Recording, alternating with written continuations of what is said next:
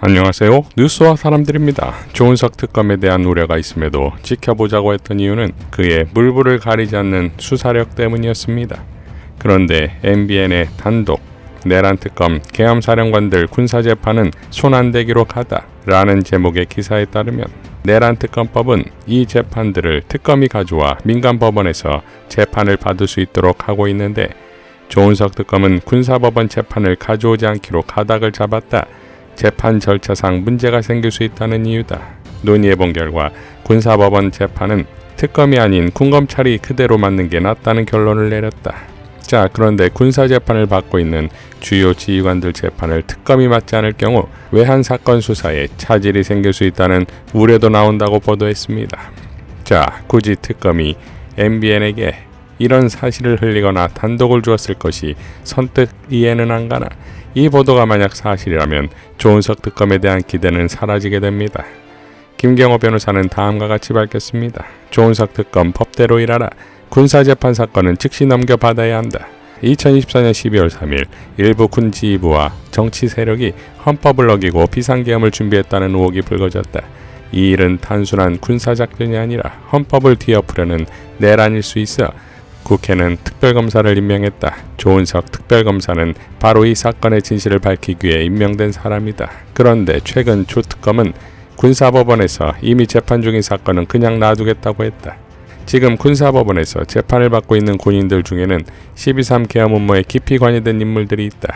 그런데 조은석 특검은 민간법원에서 재판하면 절차가 복잡하고 시간이 오래 걸릴 수 있다는 이유로 그 사건들을 넘겨받지 않겠다고 한 것이다. 하지만 이는 특별검사법에 정면으로 어긋나는 결정이다. 국회와 국민은 내란 사건을 은폐하지 말고 진실을 밝히라고 특별검사를 임명했다.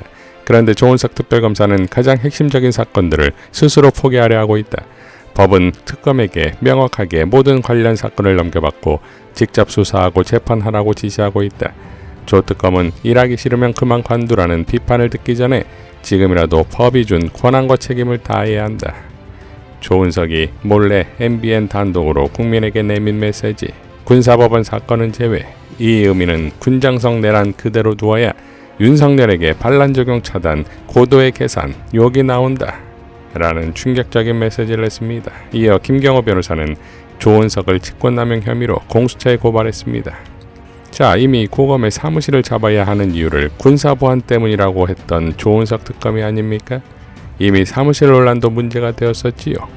이재명 대표의 변호사이자 검찰개혁안을 지속적으로 자문했던 김필성 변호사는 다음과 같이 밝혔습니다. 정말 부정적인 이야기는 안 하려고 했는데요. 이 말은 해야겠습니다. 내란 특검은 망한 것 같습니다. 보안 때문에 고검에 자리를 내달라고 했다지요. 별거 아닌 것처럼 보일 수 있습니다만 정말 중요한 포인트가 있습니다. 내란 특검이 보안을 지켜야 할 1순위가 누굴까요? 검찰입니다. 지난 정권이 검찰 정권이었고 행정부와 검찰에 대한 수사가 전혀 이루어지지 않았기 때문에 가장 중요한 수사 대상이 검찰이에요. 그런데 보안을 이유로 노상원 수첩에 언급된 서울중앙지검과 같은 건물을 쓰고 길 건너에 대검과 마주보는 서울고검에 자리를 달라고 했다고요? 내란 특검이 무엇인지에 대한 기본 개념이 없는 겁니다. 이대로 특검이 진행되면 검찰은 다 빠져나갈 겁니다. 솔직히 지금 추진된다는 검찰개혁에 대해서도 불안감이 큰데 특검이 이 지경이면 검찰은 살아납니다. 뭐 검사 한둘 정도 희생양 만들 수는 있겠지요. 조직은 살려야 하니까요. 압수수색 같은 것도 요란하게 할 겁니다. 대검, 반부패, 압수수색 쇼도 여러 번 한 집단이니까요. 그러나 이번 건으로 저는 내란 특검에서 어떤 말을 해도 검찰을 봐줬다고 생각할 겁니다. 박영수 특검도 당시에는 잘한다는 칭찬을 들었지만 사실은 아니었던 것처럼 쇼는 얼마든지 할 수 있으니까요. 안 그래도 특검을 검사로 채운다는 말에 불안했는데 특검 자체가 그 모양이면 기대를 접는 게 맞습니다. 라고 일갈했습니다. 자, 민주당은 법사위권으로 난립니다. 한국경제는 법사위원장으로 박범계가 내정되었다는 보도를 했는데 민주시민들이 분노하고 있습니다. 자, 이미 권력과 기회를 가졌음에도 어느 하나 제대로 하지 못한 박범계를 두고서 김병기 원내는 본인이 말한 그 많은 개혁을 해내겠다는 것입니까? 이번 원내대표 선거는 처음으로 당원이 뽑은 원내대표인데 만약 박범계를 법사위원장으로 두겠다는 걸 미리 알았다면 김병기는 후보에도 오르지 못했을 겁니다. 이미 김병기 SNS에 박범계는 안 된다는 댓글이 폭주하고 있습니다. 지금 당원과 시민들은 박범계는 안 된다는 호소가 아니라 경고하고 있다는 것을 김병기는 명심하고 조치해야 할 것입니다. 보도가 된 다음 날 김병기 원대는 한국경제의 보도를 공유하며 내정은커녕 아직 논의조차도 안 한 사안이 보도되었습니다. 두루 의견을 경청하고 논의하여 결정하겠습니다. 라고 밝혔는데, 그렇다면 언론사가 소설을 쓴 것인데 고발감입니다.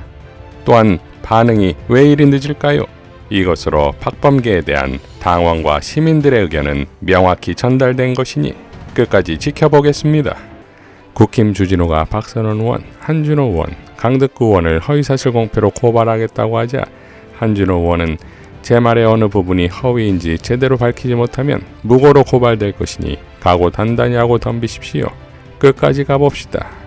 라고 포효했고, 박선원 의원은 주진우 의원 고발하겠다고 했으니 하시고 재산 형성 정과정을 증빙 서류로서 입증하시고 내 지적 중 무엇이 허위 사실인지 밝혀주기 바람. 하하하. 라고 웃었고, 강덕구 의원은 주진우가 고발하자 기자회견을 통해 추가 질문을 또 던집니다. 주진우 의원의 재산이야말로 어떻게 증식되었는지 이런 궁금증을 넘어서 그야말로 의혹 덩어리입니다. 오늘 추가로 질문드립니다. 주진우 의원, 첫 번째, 70억 원 재산은 어떻게 만들어졌습니까? 두 번째, 아들이 조부로부터 증여받은 재산의 증여세의 납부 내역을 공개하십시오. 세 번째, 주진우 의원은 아버지에게 재산을 얼마나 물려받으셨습니까? 의원님처럼 검사 출신이신데 이제는 의원님의 부친의 재산 형성까지 궁금합니다. 다섯 번째, 사인간 채무는 김 후보자처럼 소명하십시오. 여섯 번째, 윤석열을 진심으로 존경해서 재산 증식마저도 배운 것은 아닌지요. 윤석열이 김치찌개를 끓여줬던 검사 후배, 윤석열 인수해서 인사검증팀장, 윤석열 대통령실의 소위 왕비서관으로 통한 법률비서관, 의원님은 윤석열 그 자체였습니다. 윤석열을 진심으로 존경하고 그래서 최측근이라는 얘기를 자랑스럽게 생각한다는 말도 기억합니다. 주진우 의원님, 남의 눈에 티끌은 보면서 제 눈에 대들보는 못 본다는 말, 지금 의원님께 딱 맞는 말입니다. 자, 12.3 내란을 제압하고 윤석열을 탄핵시키고 이재명 정권이 탄생하기까지의 과정을 돌이켜본다면 이런 내란 정당에게 인사검증을 받고 비난을 받는 것 자체가 치욕이지요. 그러니 우리에게 필요한 건 역대급 전투형 민주당이자 역대급 전투형 총리가 아니겠습니까? 저들의 공세에 김민석 후보자는 알려드립니다. 김민석 총리 후보자 관련 노부부 투서 사건 등 사실과 다른 내용으로 후보자와 가족의 명예를 훼손하고 모욕하는 행위에 대해서는 즉각 법적 조치를 취하겠습니다. 라고 밝혔듯 상대는 내란 정당이자 내란 특검의 대상들이자 정당이 해산될 상황에 놓인 작당들이니 정상적으로 대할 상대가 아니다 이겁니다. 김민석의 전투력을 보여주는 12.3 계엄을 앞둔 마지막 김용현 출석 국방위 장면으로 마무리하겠습니다. 제 얘기가 아니고 어떤 의원님께서 그 말씀을 공개적으로 하셨어요. 그래서 그 말씀을 토대로 해서 제가 말씀드린 겁니다. 장관은 누가 이야기하면 우크라이나의 일이건 노무현 대통령 골프의 일이건 그걸 전언해서 주장하는 사람입니까? 그 정도의 판단을 하는 사람이에요? 다시 물을게요. 사과를 다시 제대로 해보세요. 그 표현이 과했다면 그 표현이 과했다는 게 아니라, 하지만 잠깐만, 네, 표현이라는 것은 노무현 대통령이 매주 골프를 쳤는데 노무현 대통령께서 매주 골프를 치셨습니다 라고 이야기하지 않고 노무현 대통령이 어찌나 할 일이 없었는지 매주 골프를 나갔네요, 이렇게 하면 그것은 표현의 부적절성에 해당하는 것입니다.